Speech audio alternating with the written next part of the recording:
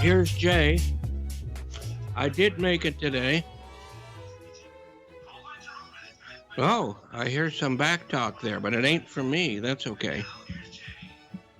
You hear that? But there's nothing wrong with saying my name twice, right? In any case, this is Jay Kaplan to be exact, and welcome to the Educated Retirement Radio here on KMET 1490. Let me make sure that's... Huh. It is, huh? Well, I do have a problem with some of my ends from now and again, but we're going to fix that. Whatever that is, I'll find it. I think I found it. I have 3 computer screens open today for some reasons, usually 2. So anyway, I think we're fixed, right?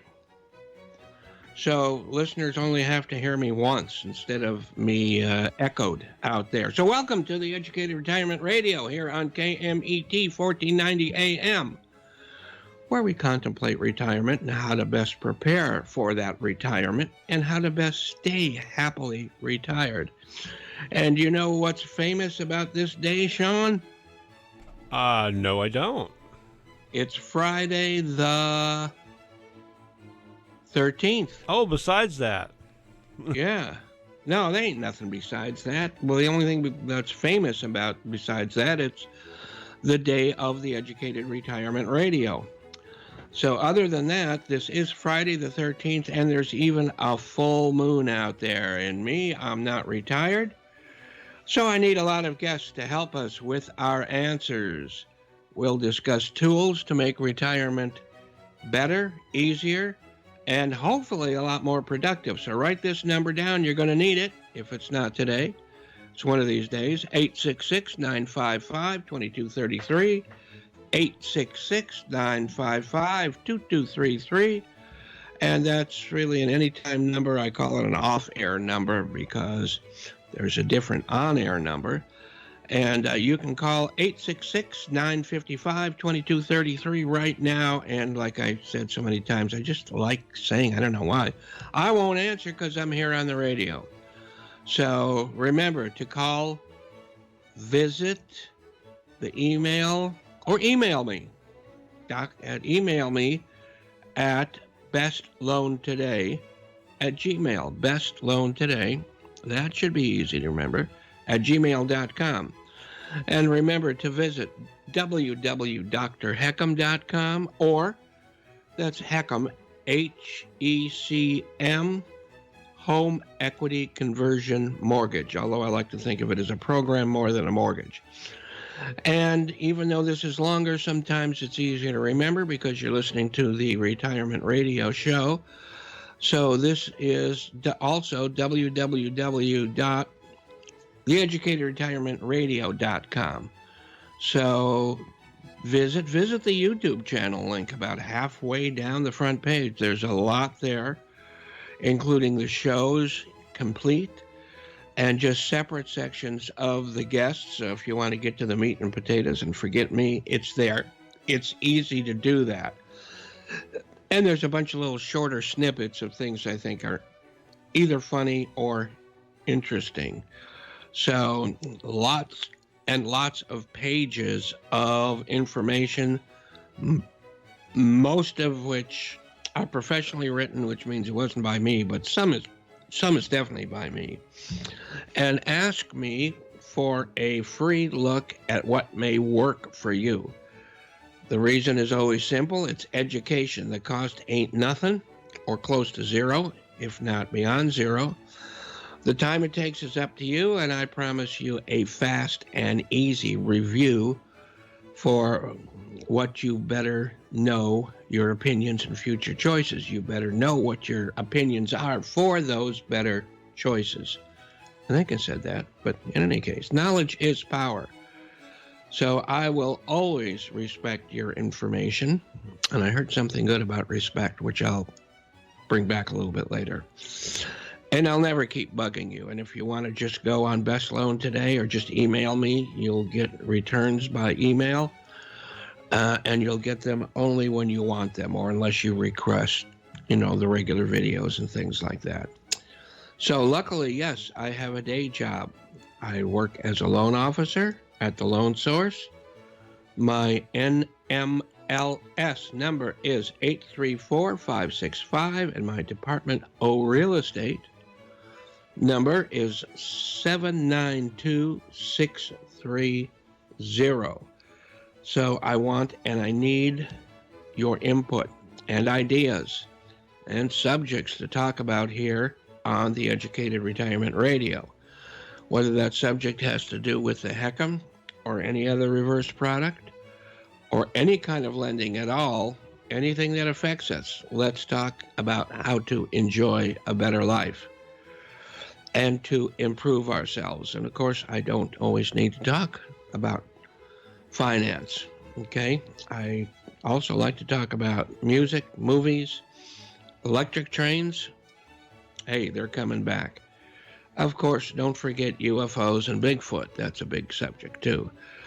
We all do believe in challenging the status quo and to keep ourselves and our family active, not reactive, as we are here on the show, making new friends and expanding our network. So what is today other than Friday the 13th? It's National Ice Cream Day, named an official holiday by that same guy who put the reverse mortgage into the hands of the FHA, Ronald Reagan.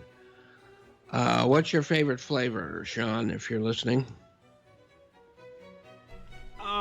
Not too much into them, but I would have I have to think about that. Okay, you can think about it, and we'll keep the show running as long as it takes. So the most popular flavor in the country, well, in the world, is vanilla. Sometimes I question that because, for years when you bought an ice cream bar, it was always vanilla. When you got a sundae in a restaurant, unless you said something else, it was always vanilla. And the ice cream sundaes were originally served only on Sundays, so I'm sure there's a bigger story to that, but I don't know what it is. So I think I'm definitely more of a chocolate person, though. Yeah, me too. My father used to, when we ordered a hot fudge sundae, it was a double chocolate, which means chocolate ice cream and chocolate, hot fudge. So California is the biggest producer in the United States, and the United States is among the top 3 consumers in the world of ice cream. So with that, I'm going to go get my ice cream, and we'll see you back in a minute.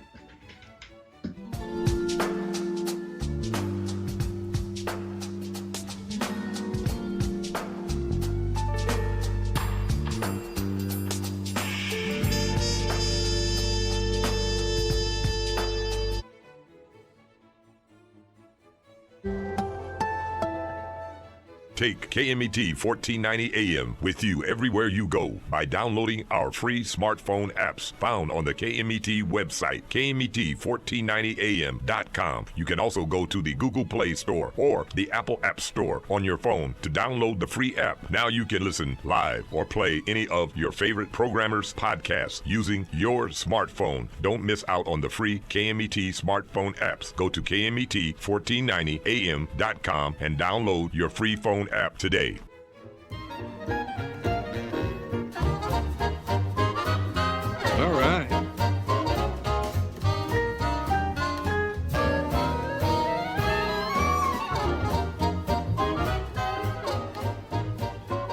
Santa Claus is coming to town. I love those real high energy Christmas songs. You know what I mean?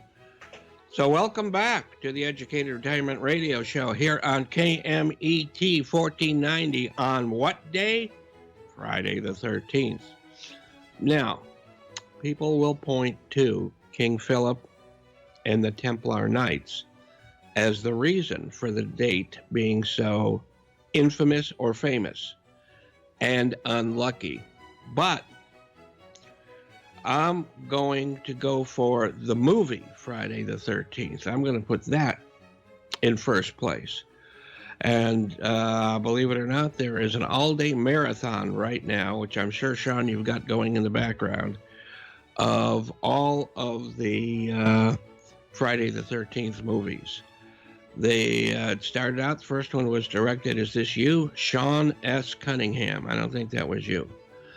And there was about 47 sequels. Now, did you see that movie, Sean? The original one? Yes. Yeah, well, yes. any of them, but let's start with the original. Yeah, I did see the original. Yeah. Yeah. They all seemed to just get a little bit worse as they went along. Yeah, they kind of like started slow and then tapered off, right? So that's okay.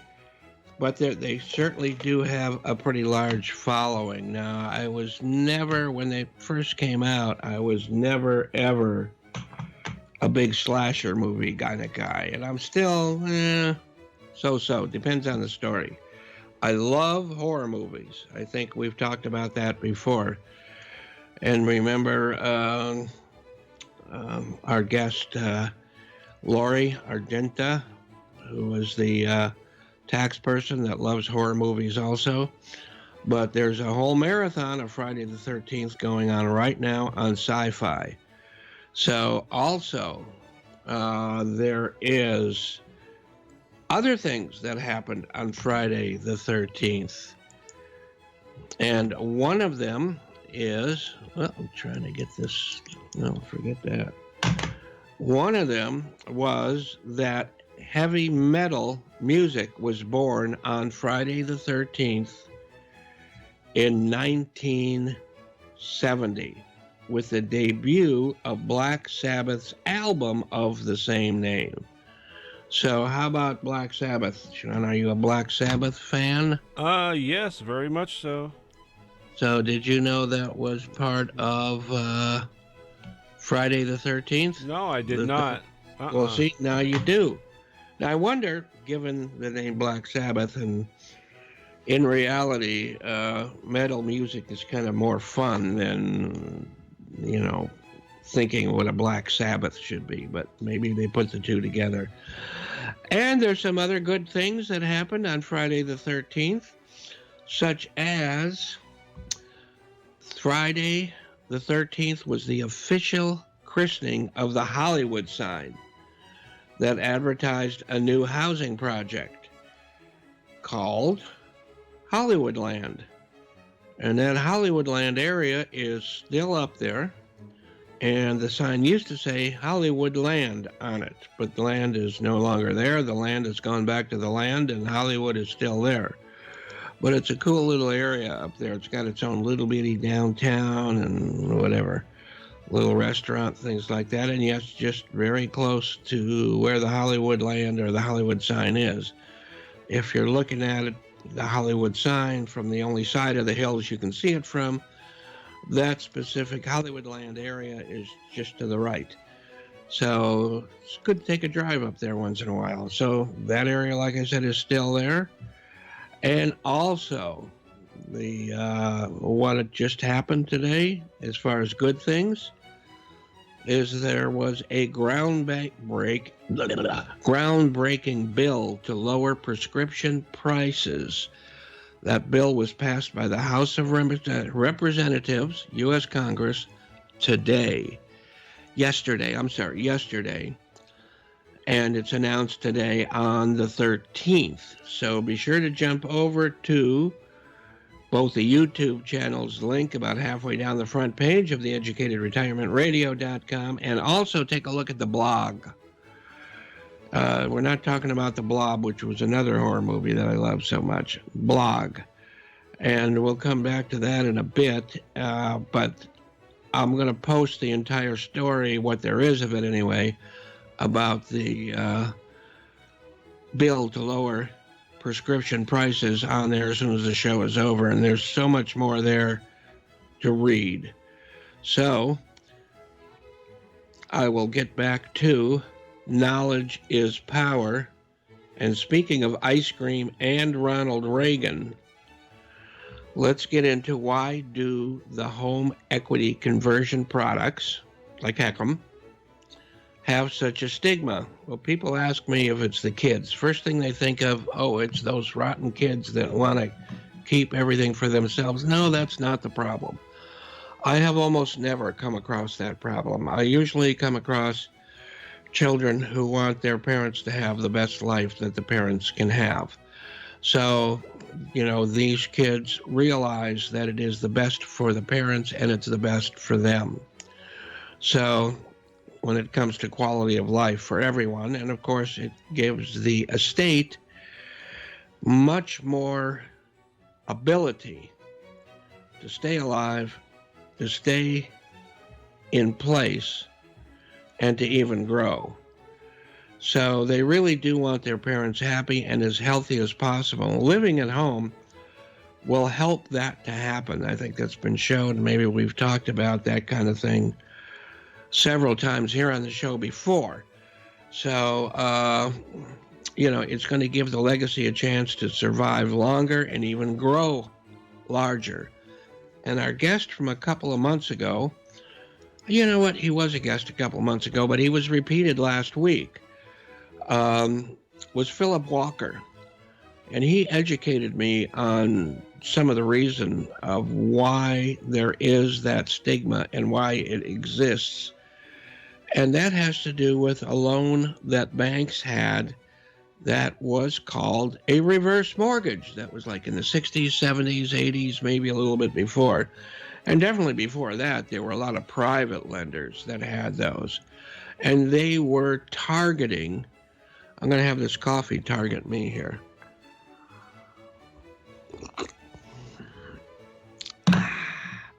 So if you ever want to figure out how to keep me from yapping all the time, stop the coffee.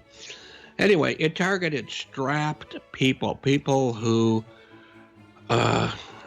looked like they were going to lose their home and really had nowhere to go, no money. And it really targeted those people, and that's why I think it still feels that way, although that is not the case. So it allowed people to live in their home until they passed away, moved, or in many cases, this was even worse, the loan exceeded the value of the property. So if we had some years, especially, in the Midwest or something where property values didn't go up as fast as the balance of the loan and people actually lived longer, and boy, they are now, then the value or the balance of the loan would be higher than the value of the home, and that would be a no-no. So the bank would sell the home, and if there were any equity left in that home, their heirs would get only 5%. Therefore, might as well let the bank own the home. So those were not good. Those loans do not exist any longer, nor have they for a long time. And it was Ronald Reagan who had taken that concept, which meant standards created worldwide, and gave control to the FHA. And I say worldwide, I think just about every civilized country has a going industry in reverse mortgages, and most of those never have that kind of stigma at all. I believe in Canada, they can't even keep up with the demand. In Australia, the government sends out a letter making sure everybody that hits whatever age it is, I think it's less than we are, that they should be considering the reverse mortgage. So the product has been evolving and improving ever since, but never again was the kind of mortgage known as a reverse that we talked about earlier. I think it's a mistake to keep calling it a reverse when it's completely different in so many ways, but our industry continues to do that. Therefore, I think our industry is to blame, because especially when they first came out, the easiest person to convince, who was it? The one that had no choice. So that is called, I hate this term, but it's called low-hanging fruit. And we can touch about that again a little bit later. But if you see some advertisement on TV saying, you're going to eat dog food tonight, so call me, that is not at all about what that is. So you need to take power in your own hands and learn. Be curious about those things we don't know.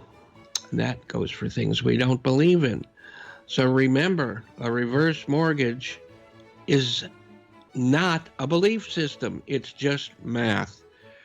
So you know who to call. Ghostbusters. Who do you call? You call me to learn about the Heckam or even UFOs or ghosts and the other type of reverse mortgage products, because there's a whole bunches. A friend I had on last week, I think he mentioned on the air, but perhaps not, that he has a friend with a $25 million home who stopped the payments, got an additional $4 million to give his kids, to split up with the kids. So he's a pretty popular dad. I wonder if he's got room for another kid. I'll check about that later.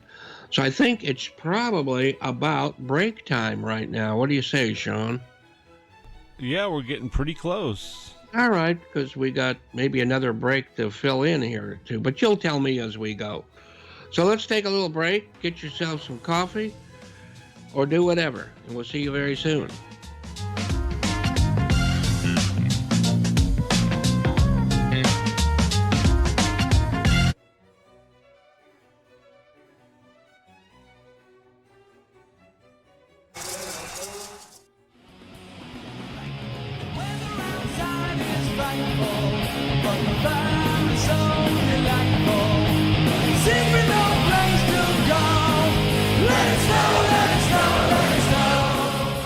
You see, even Santa Claus et al.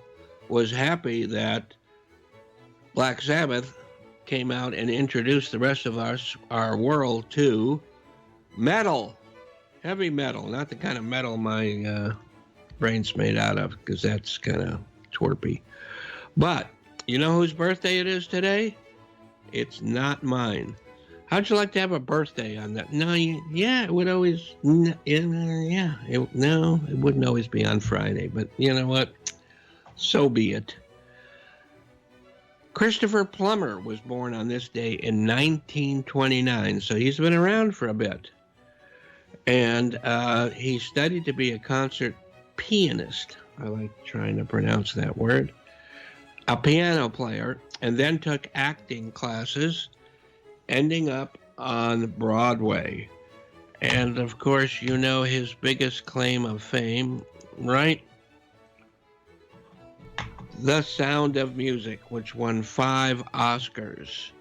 And in case you weren't familiar with the famous look of it, there it is, another Laserdisc, which I almost never watched. But my wife likes it. My mother used to love it. So for them, there it is. Now, what's more fun to know about is what Christopher Plummer thought about The Sound of Music. He hated the movie, calling it sentimental and gooey. I'd say the same. Anyway, he said that he was drunk during most of the shooting. So next time you see The Sound of Music, just think of our man, okay, Christopher Plummer, as drunk, because he was. He did, however, win a Best Supporting Actor for a movie called Beginners in 2012. I sometimes get it mixed up with a movie called The Beginners with, what's his name in it? So if you can think of what's his name, David Bowie, that's it. Anyway, Plummer did 2 films for Terry Gilliam. One was 12 Monkeys, which I really loved. And the other one was I really loved also. And here it is again. I think I showed this to you. It's different, Terry Gilliam time. The Imaginarium of Dr. Parnassus. I believe Parnassus, is that not a city or an area in Greece also? Well, if you know, you can call in and tell me. Anyway, I love that movie too. It was unfortunately the movie that, we don't need to talk about who died and all that in that movie, but he was also in The Girl with the Dragon Tattoo, and he played a good part in a film that I saw this morning right when I woke up. While I was trying to wake up, I watched Inside Man. And That's pretty good. I've seen it before, and I remember thinking that the end was a bit anticlimactic, but as you went through it, it was really good. And I only watched kind of the last half, and the end seemed a little more exciting to me than the first time. But the story is really cool. And one of the things that came up that the bank robber, which turned out to be a good guy, said in the movie, which I'd like to remember, is that trust is the ultimate commodity. So if we only remember that from today, maybe that's worth thinking about. But you know who was the producer for The Sound of Music? That was Richard Zanuck, who was born on this day in 1934. So his birthday is also today. And he popped out in 1934, and he earned his wings in 2012. I believe it was like a heart attack. He went pretty sudden because he was definitely working. So he was the producer of The Sound of Music that was directed by Robert Wise, who I think usually makes movies that are too long. There are some exceptions. Yeah, I know. Day the Earth Stood Still was about perfect length, and there's another one, that a boxing movie that actually takes up like an hour and 15 minutes of real time, and I thought that was kind of a cool concept. Robert Wise, as you know, was involved with what we talked about last week, the Mercury Playhouse and Citizen Kane, Magnificent Ambersons. And then he actually also did some work on the better horror or psychological movies from RKO. So we'll talk about that maybe another time if we haven't already. But, excuse me, Daryl Zanuck also launched the career of Tim Burton and Steven Spielberg. He was the producer, and he pushed Spielberg for Jaws. He did most all of Tim Burton's films. Other than that, he did like Mulholland Falls. My good friend Bruce really loves the music to that, and I do know who wrote the music, but I can't remember it right now. But he also did The Sting, so he was working right up to the end. Alice in Wonderland, Dark Shadows in 2012. And when did we say he passed away? 2012. So Dark Shadows was 2012. And he released a film that came out after his death called Hidden. Just plain Hidden. So this man was working right to the end, the last day. Hidden, this I think is cool.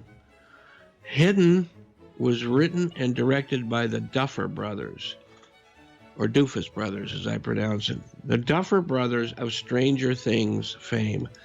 I thought that was the first thing they ever did, and they struck it rich with their first thing, but that's not true. They did a couple of movies before that, and, I love Stranger Things. Speaking of loving Stranger Things,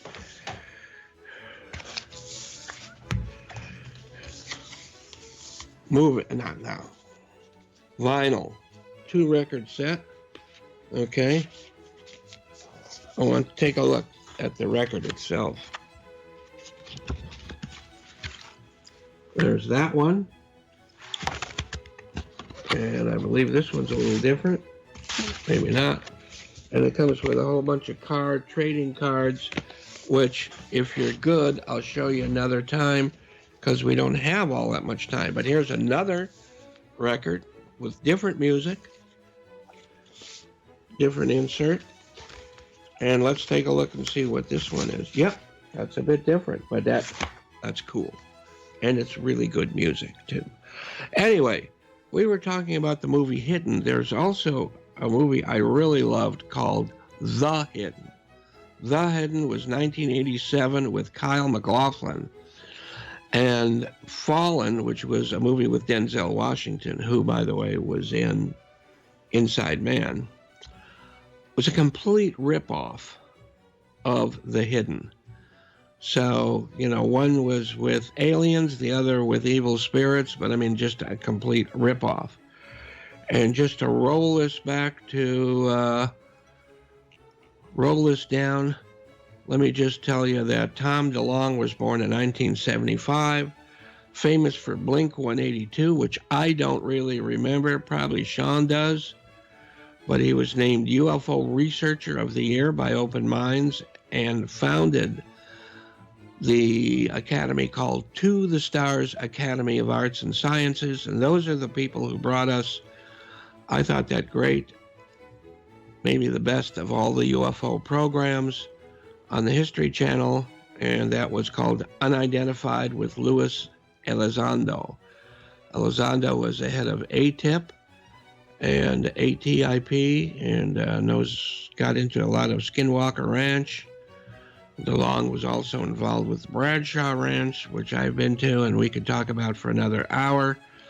We're not gonna. He's working with the Academy is working with the U.S. Army contract to identify a possible extraterrestrial metal, which may have been the beginning of heavy metal. So with that, we'll let it loose for a minute and give you a break.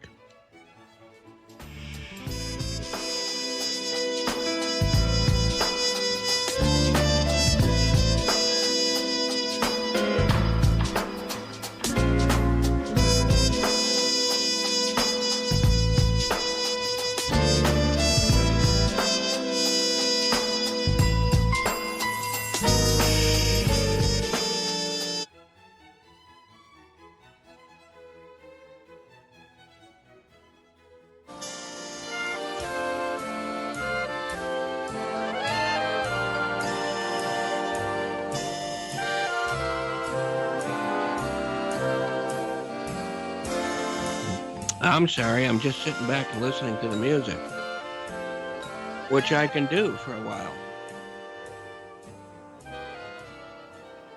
So do you want to tell us who that is, or? I'm really not sure who the artist is on that one.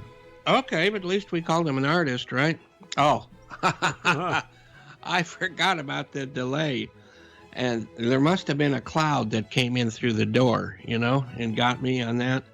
But so be it. But, you know what? People out there, join the conversation. Call now to drop in your 2 cents or just say hello. 951-922-3532, or it's like Sean would say, I keep trying, but when I'm not grown up yet to do it. 951-922-3532. Is that kind of like it? Kinda. Okay. And all right. Well, welcome back to the Educated Retirement here on KMET 1490. Remember, I am bestloantoday@gmail.com. So do this. Get to me. And let me do this. There's a big crowd out there I see listening. And let's divide. We'll call it a room. It's the world. It's the atmosphere. But let's divide that room into 2 groups. So over there, you guys are Group A, and the other side is Group B. So let me give you. Let me take a swig of coffee, and in that time, you guys can separate. Make sure you've got that line, of demarcation between Group A and B. Good. Group B, you guys have a home loan where you must make a payment every month.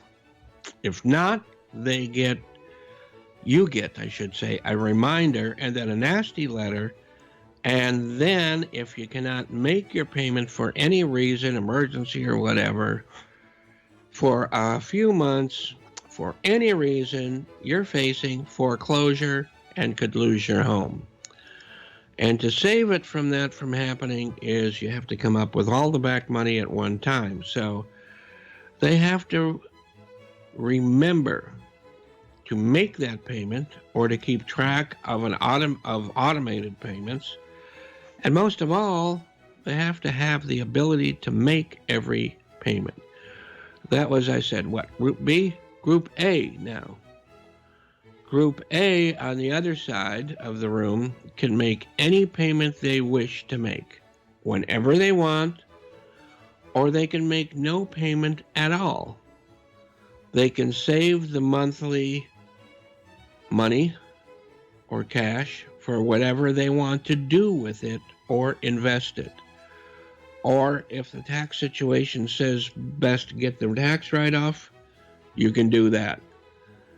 No one ever sends you guys a nasty letter, and there are no foreclosures. There's exceptions to that, of course, in that you have to keep your property tax current as well as your insurance. On a regular loan, if you don't have insurance or you let it lapse, the lender will throw the most expensive insurance they can on your payment, and then you have to make that. And if you don't make your taxes, you're going to lose the house anyway. It's the way it is. So if you like, you guys over there in Group A, you can make the same payment you always used to, okay? Or even just interest-only payments. They can pay down the loan, you guys over there, you can pay down the loan as always. And if something better comes along for that month or that year and you need the money, you're never ever obligated to make that payment. By the way, the rates are basically the same, sometimes better. So that's not a part of the decision. So tell me, which group would you rather be in? You got the phone number, call in. I'm sure that anybody who is anybody or alive will rather be in Group A. I did. So I would think that probably everybody who could get a loan, let's say we didn't have the restriction of the 60-year-old thing now, used to be 62, but now they're 60. If that restriction were not there, everybody would have a reverse mortgage. There's no reason not to. You don't like the principle of it? Don't use the principle of it. Use it like a regular loan, but you always have something else to back into. So let me remind us that on this day in history, because there was history, James Dean's first acting role was released. And my wife showed it to me yesterday when she gave me this information, and it's pretty cool. It's a Pepsi commercial, and he's part of a gang of teenagers doing the Pepsi Stomp. And I would highly recommend you get your machine out, computer or phone, and just Google or any way that you like to get to things and ask for the Pepsi Stomp. So in it you will have you'll be treated to some fantastic lyrics, such as Pepsi is more bounce to the ounce, and why take less when Pepsi's best? So, you got to. Also, what's important about this day? In 1928, on this day, the clip bow tie was invented. Now, I can't tell you who invented it, and I can't tell you if I ever wore a bow tie, but, well, I did, but a clip-on, I ain't too sure about that. So, anyway, let's go back to our two groups. Now, we had Group A with a HECM, Group B without, and Group A has chosen to use the HECM or reverse as a strategic retirement tool, and Group B has not. Well, they don't have one, so they can't, okay? So Group B does not have as well an educated financial planner or have their own financial planning as educated as it could be or should be. And I'm not saying it's for everyone. I personally think it very well could be. You are the one that has to make the choice, but you can't make an educated choice unless you have educated information to go on. So We've got these two groups out there, and in a study done by, and I'm reading this, so if it looks and sounds like I'm reading something, I am. In a study done by members of the American College of Finance, along with Philip Walker, and an independent study done by Fidelity Investments, which we all see their advertisements. But Fidelity Investments had done this at the same time, exactly the same time. They coordinated with Philip Walker at the beginning, and then they shared no information till the very end. And of course, what they came up with was pretty much exactly the same thing. They concluded that the affluent or medium, that means normal retiree, and up. Normal to me is, people like me, and, we're okay. But this also goes for people with millions of dollars. So those people had a much, much better result from their retirement portfolio or strategy than those people who did not utilize a reverse mortgage. And that reverse mortgage should really be put in place right at the beginning of retirement. So, or if retirement is coming much later, like it is in my case, as close to 62 as possible. I couldn't do it at 62. I owed too much money. But I was able to get within reach and then put in some more money to close. And now I'm one of those smarter people. So you can become smarter by using the right tools that others, you learn from others. And I learned that in 2001, but that's another show. Anyway, the people with this strategic withdrawal plan in place had a much higher legacy in over 80% of the Monte Carlo situations studied. Now, to me, Monte Carlo means the place I fell asleep on the beach in 1969, but it does have more of a meaning to those that know. These studies were put up for a 30-year period, and every one of them had the same kind of parameters: 60% stock, 40% bond. That's a recipe that's kind of universal that most financial planners are going to recommend to anybody, regardless of whether they've got, 3 or 4,000 or 3 or 400,000 or 3 or 4 million. So in these simulations, nothing was either bought or sold. Whatever was there at the beginning was still there at the end, unless, of course, it went bankrupt, which sometimes stocks will do, companies will do, and that's that. But for only, what they did was they utilized that reverse mortgage only a few times, like maybe even 3 or 4 times during that 30-year period. And the simulations were automatic. They just made a, automatic turn from this to that during a down year. So during those down years, money was taken, or funds were taken from the HECM instead of the retirement fund. So instead of using your 4% or whatever you're going to use coming out of your retirement fund, because if you do that, you're paying a large amount of taxes on that. Remember they told you put it all away in a 401 and then a retirement fund, because when you're older, you'll be in such a smaller tax bracket. Somehow that doesn't seem to happen. Anyway, if you take your retirement funds, any part of them, you've got a huge tax bill, and even worse is you're losing those dollars that up till then were making you money. So from then on, your 4% or whatever you want to talk about it is going to be a lesser amount. And what are you going to do in those years? Well, you just sold those equities to make it through. And now that the better years are here, your return on investment in those retirement funds are lesser. So instead of that, let's take tax-free funds from an ever-increasing asset, your home. Now, your home is still going to grow and increase in value, and you'll always be able to pay it back if you want to. You can't do that with with your liquid retirement funds. Not exactly like that.